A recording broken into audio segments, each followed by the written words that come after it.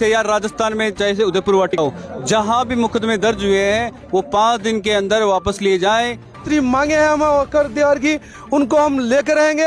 इनको लग गया है कि इस दुनिया में लड़ना पड़ता है और अपने अधिकार छीनने पड़ते हैं। प्यार से तो ठीक है, वरना बेरा जी लेंगे। हम हमारा हक मांगते हैं, भीख किसी से बाप से नहीं मांग रहे हैं। हमारा अधिकार है, खुद के अपने अधिकारों के लिए अंतिम समय तक लड़ेंगे, अंतिम क्षण तक लड़ेंगे। हम हमारा हक और अधिकार लेकर रहेंगे। जो लोग डरपोक होते हैं, कायर होते हैं, वो ऐसा ही हरकत करते हैं। मैं तो इतना कहना चाहता हूँ कि समय आने पर इस पर जवाब दिया जाएगा। आंदोलन कर रहे सीपी सैनी जी हैं, माली समाज में जिस तरीके की आपने अलग जगाई है उसको लेकर क्या कहेंगे? आज हम लगभग 5 दिन से जेल से बाहर आए हैं, तो मैं मेरे क्रांतिकारी युवा साथियों को, मेरे माता पिता के युवा बुजुर्गों को एक ही संदेश देना चाहता हूँ कि आज ये लड़ाई अपने हक और अधिकारों की है। इससे हमें लड़ना पड़ेगा, हर हाल में लड़ना पड़ेगा। आज पहली बार हम लोग रोड पे उतरे और बड़ी संख्या में जनसैलाब के साथ हमने रोड पे बैठने का प्रयास किया। सरकार के कुछ प्रशासनिक अधिकारी थे, उनकी वजह से अनेक प्रकार की समस्याओं का सामना करना पड़ा। लेकिन आज सरकार से जिस प्रकार हमारी वार्ता हुई है, जिस प्रकार के सरकार के लोगों से हमारी 5 मांगों पर हमारी चर्चा हुई है, और मैं उसके लिए तमाम लोगों को धन्यवाद करता हूं कि आज पहली बार आज़ादी के 75 साल बाद में कि 5 मांगे सरकार ने मानी है। मतलब उन पर वार्ता हुई है और सहमति बन गई है। सहमति के बाद में 5 दिन के अंदर या 10 दिन के अंदर जैसे भी होता है, वो जो 5 मांगे हैं उनको प्रोसेसिंग में डाल दी जाएगी और उससे एक समाज को एक नया मैसेज जाएगा। और ये लड़ाई यहीं ख़त्म नहीं होने वाली, ये तो लड़ाई की शुरुआत है। अभी तो बहुत सारे हक और अधिकार हमारे बाकी हैं। जैसे जैसे हमारा कारोबार बढ़ता जाएगा उसी प्रकार हमारे हक और अधिकारों के लिए आगे बढ़ते रहेंगे। रैली वाले दिन की बात करें, चाहे आज रिहाई वाले दिन की बात करें, प्रदेश भर से लोग आए हैं, इसको लेकर क्या कहेंगे? ये देखो, आज जो चेहरे पे चमक है वो इनकी देन है। आज मुझे महसूस नहीं हो रहा कि मैं जेल जाके आया हूँ। बड़े गर्व के साथ कहता हूँ कि मैं जेल नहीं, बल्कि मैं मेरे हक और अधिकारों के लिए अंदर जाके आया हूँ। और ये मैं बात करता हूँ कि शायद ये जेल, कोठरियाँ, ये थाने, ये तहसील, ये केस, ये कुछ नहीं है। जब अपने हक और अधिकारों के लिए हम अपनी जान न्योछावर कर सकते हैं, अपनी गर्दन कटवा सकते हैं, ये तो हमारे लिए छोटी मोटी चीज़ें हैं।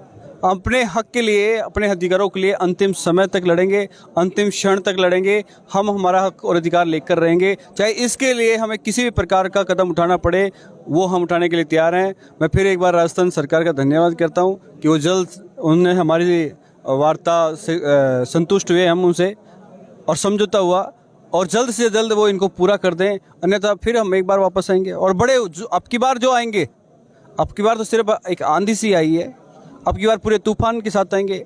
और तूफान से भी अगर नहीं डरेंगे तो फिर बवंडर बन के आएंगे। ऐसा कुछ नहीं है कि राजस्थान में हम लोग सो रहे हैं। 1.5 करोड़ की संख्या है, ये तो ऐसे मानो 1-2% में भी जागे ही नहीं है।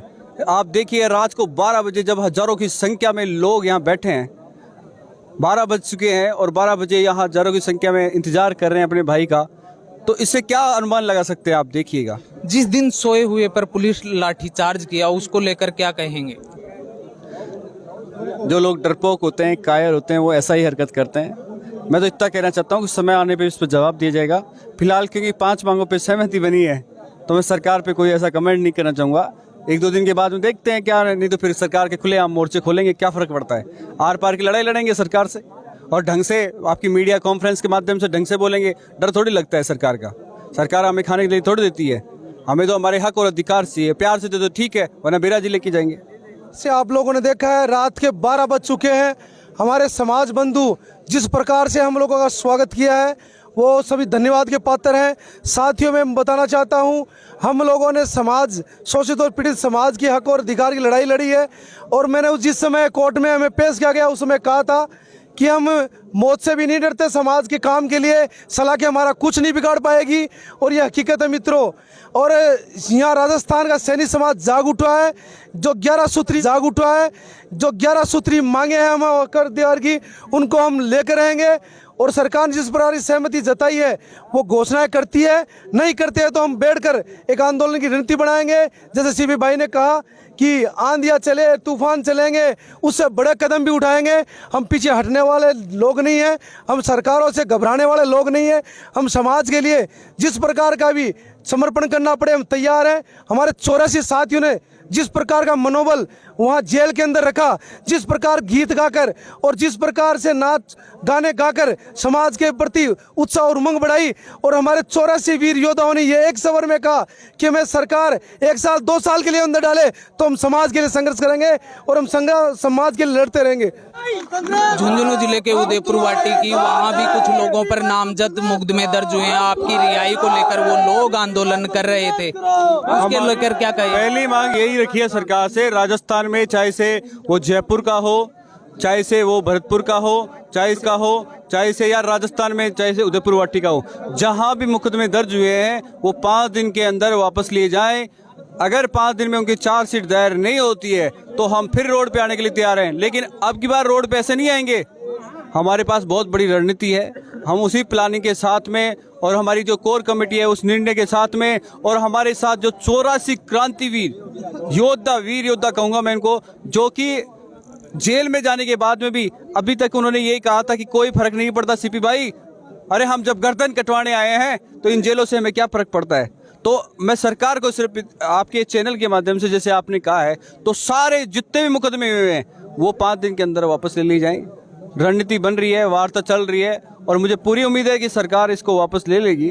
अन्यथा हमारे पास बहुत सारे ऑप्शन है। और अब की बार तो सिर्फ एक छोटी सी आंधी आई थी, अब की बार तो जब विद्याधर नगर विधानसभा स्टेडियम में देखा होगा 1.5 लाख लोग आए होंगे, लेकिन अब की बार देखो रात को 12 बजे भी हजारों की संख्या में लोग खड़े हैं।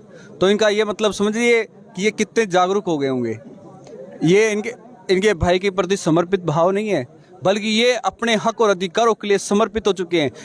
इनके भाई के प्रति समर्पित भाव नहीं है, बल्कि ये अपने हक और अधिकारों के लिए समर्पित हो चुके हैं। इनको लग गया है कि इस दुनिया में लड़ना पड़ता है और अपने अधिकार छीनने पड़ते हैं। प्यार से तो ठीक है, वरना बेरा जी लेंगे। हम हमारा हक मांगते हैं, भीख किसी से बाप से नहीं मांग रहे हैं। हमारा अधिकार है, खुद के प्रोटेक्ट हैं, उनको लेके मानेंगे।